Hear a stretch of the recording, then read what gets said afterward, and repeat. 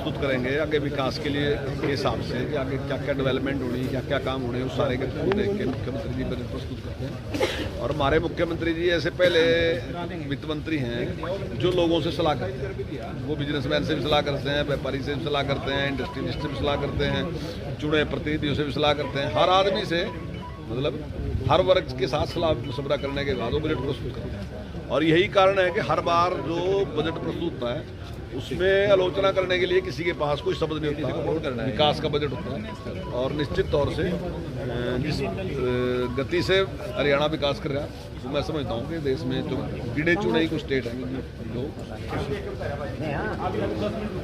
मतलब उससे तरक्की कर रहे हैं। सर इसमें बात है कोई बजट सत्र है इस बार, क्योंकि 2024 चुनावी वर्ष भी है, विधानसभा फिर लोकसभा, तो उस अनुसार होगा या कुछ फायदा भी मिल सकता है जनता को? नहीं, जनता को तो फायदा मिलता है। अगर आप संतुलित बजट प्रस्तुत करते हैं जनता को उससे फायदा मिलता है। अगर आप लोक लुभावना बजट प्रस्तुत करते हैं तो उससे जनता को फायदा नहीं मिलता। ठीक है, कुछ लोगों को फायदा मिलता है लेकिन भविष्य में उसका उतना लाभ नहीं मिलता। तो हमने अब तक जो बजट प्रस्तुत किए हैं वो सारे के सारे विकास के बजट प्रस्तुत किए हैं जिससे जनता का कल्याण हो। केवल इसलिए नहीं कि वोट के लिए बजट प्रस्तुत, तो वो हम उसी प्रकार से काम कर रहे हैं। अभी जो सेंटर का बजट आया वो भी आपके सामने है और हरियाणा ने अब तक जो बजट प्रस्तुत किए वो सारे बजट जो थे ना इस हिसाब से प्रस्तुत किए कि आने वाले टाइम में हरियाणा आर्थिक रूप से मजबूत हो और हरियाणा की प्रगति। सर 2024 चुनाव जैसे भी आप अधिवेशन से लौटे, दिल्ली का अधिवेशन था, तो क्या टिप्स दिए गए इलेक्शन या चुनाव को?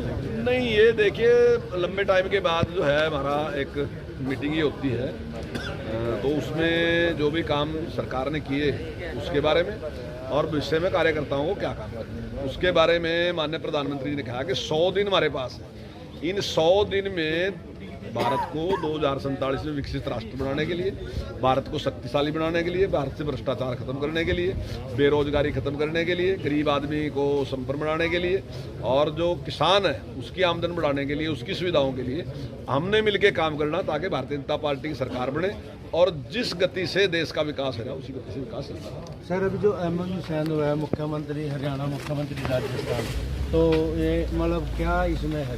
देखिए जब ये यहाँ पे बैराज बना था मेरे अब भी याद है कि उस टाइम सारे स्टेटों के मुख्यमंत्री आए थे। राजस्थान का मुख्यमंत्री भी उसमें था, हमारे मुख्यमंत्री भी थे, यूपी के मुख्यमंत्री भी थे, हिमाचल के मुख्यमंत्री भी थे।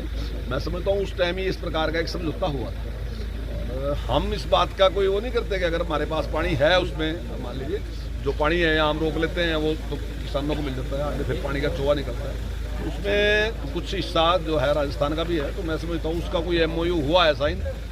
सर लास्ट प्रोजेक्ट जिस तरह से किसान आंदोलन चल रहा है, शंभू बॉर्डर पे दिल्ली पूरा जाम है, लोगों में बड़ी दिक्कतें हैं, तो उनके लिए क्या? देखिए किसान के लिए जितना अच्छा काम हमारी सरकार कर रही है आज तक किसी ने। हम 14 फसलें MSP में खरीद, अभी आम आदमी पार्टी वाले लोग सेंटर के जिम्मे लगा, तो जब हम खरीद रहे आप भी खरीद लो ना। आप तो 2 से खरीद, आप तो गेहूं और धान के अलावा कुछ नहीं खरीद ले। हम बाजरा खरीद रहे आप भी खरीद लो, हम सरसों खरीद रहे आप भी खरीद लो, हम सूरजमुखी खरीद रहे आप भी खरीद लो, हम चना खरीद रहे आप भी खरीद लो, हम मूंग खरीद रहे आप भी खरीद लो। तो आप खरीदो तो सही, करना कुछ नहीं है, केवल और केवल अव्यवस्था पैदा करें। तो किसान की अगर समस्या है उस समस्या को तो वहाँ स्टेट गवर्नमेंट ने हल करना चाहिए। और अगर किसानों को भी कहीं जाना मान लो तो वो ट्रैक्टर चलने का तो साधन नहीं है। एक बहुत पुराना टाइम था, आज से 50 साल पहले, जब लोग बारात लेकर जाया करते ट्रैक्टर में। अब नहीं कोई ट्रैक्टर में जितना कोई ले जाकर दिखा दो ट्रैक्टर में, तो इसका मतलब तो बाधा डालने के लिए जा रहे। अगर आपकी कोई बात है शांति प्रिय तरीके से बैठो और कहो वहाँ, चाहे सेंट्रल गवर्नमेंट से वहाँ कहो और सेंट्रल गवर्नमेंट के प्रतिनिधि तो यहीं है रहे तो उनके साथ बातचीत करो। लेकिन अगर लोगों को परेशान करते हैं तो मैं समझता हूँ वो ठीक नहीं है, गलत है।